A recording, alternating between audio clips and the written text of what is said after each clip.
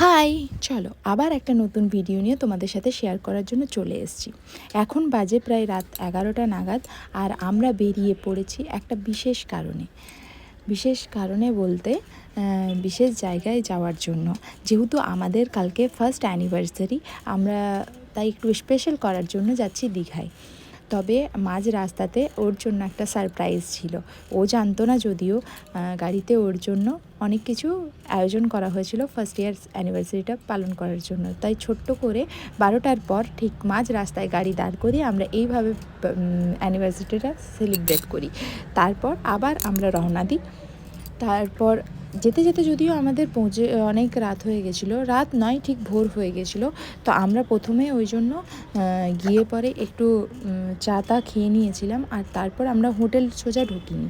আর আমরা এখান থেকে বেরিয়েছিলাম যেহেতু 11টায়, যেহেতু 350 কিলোমিটার রাস্তা, তাই আমাদের যেতে যেতে একটু বেশি লেট হয়েছিল। আর দাঁড়িয়ে দাঁড়িয়ে যাচ্ছিলাম, নাইট জার্নি তো, কনস্ট্যান্ট গাড়ি চালানো সম্ভব হচ্ছিল না তার জন্য। তবে ওরা পার্ট ভাগ করেই চালিয়েছিল। আমরা গিয়েছিলাম বলতে আমি, আমার হাজব্যান্ড আর দুটো ভাই। তো যেহেতু আমার মাঝ রাস্তায় শরীরটা একটু বেশি খারাপ হয়ে যাচ্ছিলো, তাই ভাই বাবুকে নিয়েছিল। যেহেতু সেভাবে বাবুকে নিয়ে যাওয়া, বাবুর যেহেতু 2 মান্থ বয়সই হয়েছে, তার জন্য আমরা একটু সেভাবেই গিয়েছিলাম। আর দেখো, দেখতে দেখতে পৌঁছে গেছি দীঘায়। তবে আমাদের হোটেল যেহেতু 6টার পর খোলার ছিল, তার জন্য আমরা এখানে এই রাস্তাগুলোই ঘুরছিলাম। এটা হচ্ছে জাহাজবাড়ি, আর জাহাজবাড়ি দিয়ে আমরা গিয়েছিলাম সমুদ্র বিচে, কারণ সেই সময় আমাদের সূর্য ওঠাটা দেখার ছিল। তাই ভাবলাম সূর্য ওঠাটা দেখে তারপরে একবারই হোটেল ঢুকবো। তো সূর্য ওঠা দেখার জন্য এখানে দেখো কত ভিড়। যারা আগেও এসেছিলো তারাও সূর্য ওঠা দেখার জন্য সকালে এসেছিলো সি বিচে, আর আমরাও সেই টাইমেই পৌঁছে গেছিলাম। তাই ভাবলাম সূর্য ওঠাটা দেখে একবারই হোটেল ঢুকবো। তবে কুয়াশার জন্য সেইভাবে সূর্য ওঠাটা ভালো লাগছিল না দেখতে। আর এখানে দেখো বাবুকে আমরা পুরো ব্ল্যাঙ্কেটে মুড়ে দিয়েছি। আর এটা হচ্ছে আমাদের হোটেলটা। এখানে হোটেলটা আমরা অনলাইনে আগের থেকেই বুক করেছিলাম, প্যাকেজ সিস্টেম বুক করেছিলাম।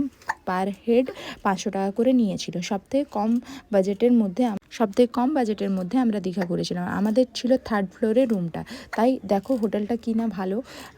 দেখতে দেখতে আমরা 3rd ফ্লোর পৌঁছে গেছি, আর এটা হচ্ছে আমাদের রুমটা। আর তারপর আমরা আর বেরোতে পারিনি, কারণ আমাদের যেহেতু গোটা রাত গাড়ি চলেছিল, সেভাবে কারোই ঘুম হয়নি। তাই আমরা বিকেলবেলায় বেরিয়ে পড়েছিলাম সি বিচ যাওয়ার জন্য। তা আমরা 7 করে চলে গিয়েছিলাম সি বিচে কিছু ফটো ভিডিও শ্যুট করার জন্য। তখন বাজছিল প্রায় 5টার মতো। আর তাই যখন 5টা বেজে গেছিলো, অনেক ঠান্ডা পড়ে গেছিলো, তার জন্য আর রাত্রেবেলায় বেরোতে পারিনি। তাই আজকে এইখান পর্যন্তই ভিডিওটা। ভালো লেগে থাকলে অবশ্যই like, comment, share and subscribe করে দিও। দেখা হচ্ছে পরের কোনো দীঘার ব্লগ নিয়ে। চলো তাহলে এখানেই ব্লগটাকে শেষ করি। Tata, bye bye.